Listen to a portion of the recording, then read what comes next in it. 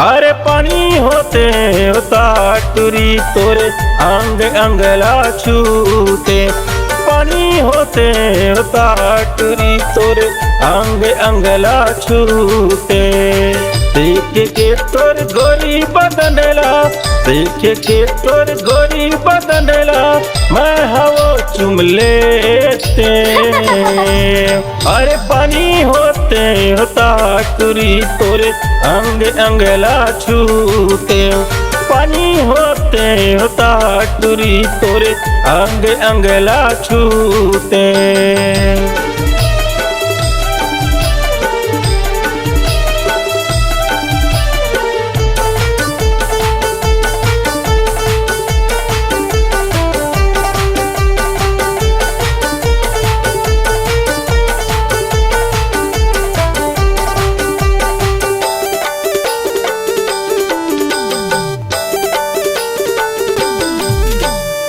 मन भर के नहायाते कहनरवा तारिया।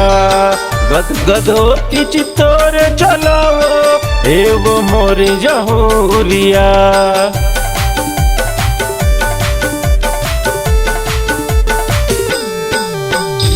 मन भर के नहायाते कहनरवा तारिया।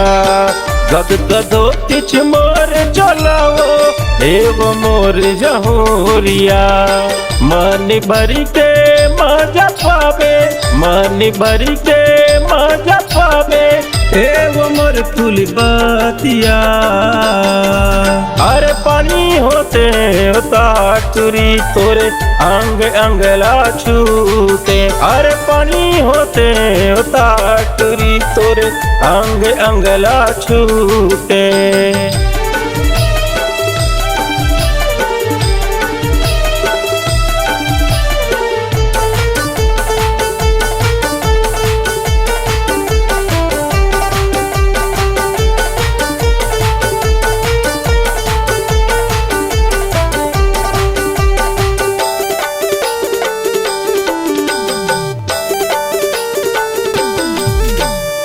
देख के तोर कंचन कायल मन मोरी मोहागे। सुरता तोरे बुलावे नहीं वो मोला का होगे।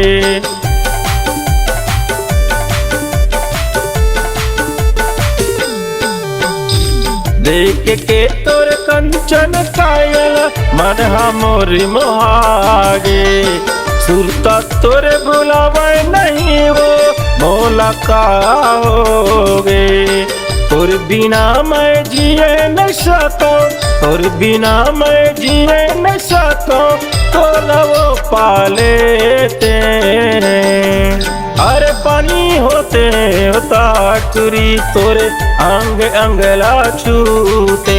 अरे पानी होते होता टुरी तोरे अंग अंगला छूते।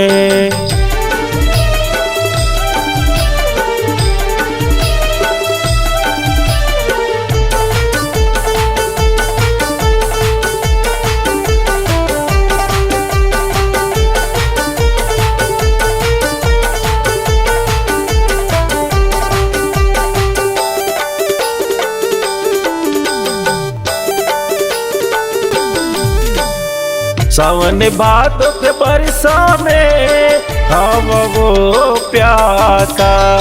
तोला पाए खातिर चूरी रखे हाँ आशा।